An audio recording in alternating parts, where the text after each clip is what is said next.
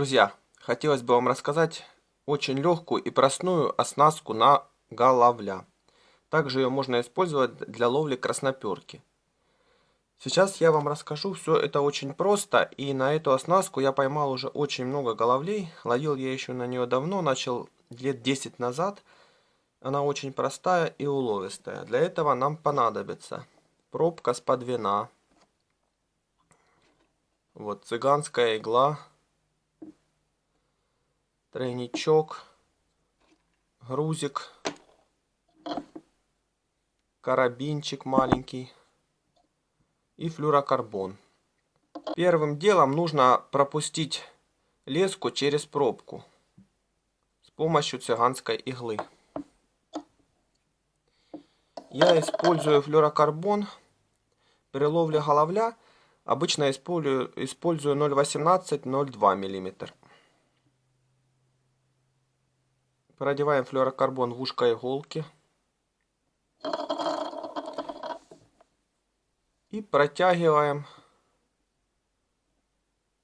в середине нашей пробки.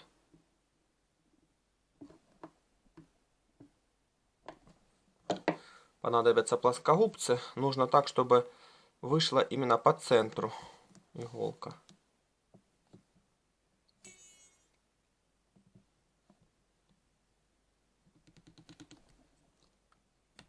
Вот, она показалась. Итак, продеваем иголку.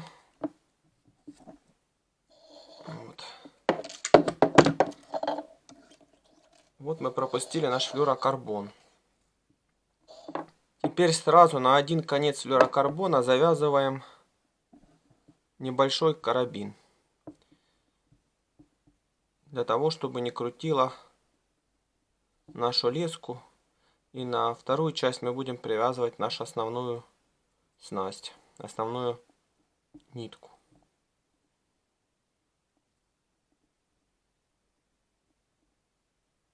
Ну, здесь можете вязать кто каким узлом любит. Так, что у нас получается? Вот наш флюрокарбон, наш карабин завязан. Подводим его вплотную к пробке.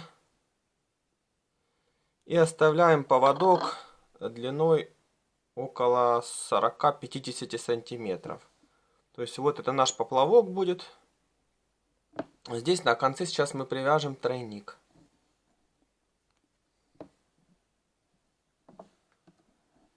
На другом конце привязываем тройник.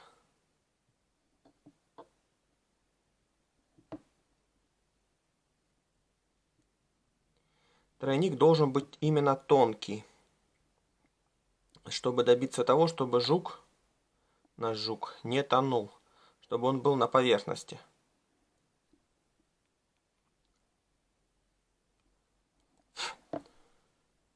Вот, смотрите, друзья, тройничок тоненький.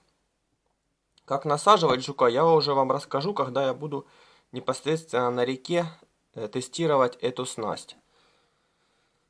С одной стороны пробка и через 40 сантиметров тройник и флюрокарбоновый поводок. Я использую обычно 0,18-0,2 мм. Этого достаточно при ловле головлей до килограмма. Но если у вас присутствуют крупные особи, то ставьте немного толще, например 0,25, потому как рыба против течения, головль очень сильная, сопротивляется хорошо. Если там еще трава, он может завести в траву и оборвать вашу снасть. Вот, друзья, теперь нам осталось отгрузить нашу пробку. Сама пробка весит 4 грамма. Вот, я соблюдаю тест своего удилища, буду ловить ультралайтовым удилищем все это дело. И ставлю вот дробинку 1,5 грамма. У меня получится 4 грамма плюс 1,5, 5,5 грамм. Так что, если вы будете делать пробку, чтобы не нарушать тест удилища, старайтесь подбирать груз, который подходит для вашего теста удилища. Будет лететь оно, это очень замечательно, но полетит, сама пробка летит очень хорошо. И с грузиком будет вообще великолепно лететь. Смотрите, теперь поджимаем этот грузик на флюрокарбон, я его одел. И поджимая, вот вплотную к пробке подводим. И поджимаем плоскогубцами. Есть. И теперь один момент. Нужно этот грузик загнать в пробку. Также берем плоскогубцами аккуратно. И туда его в пробку вталкиваем. Вот, он туда должен залезть.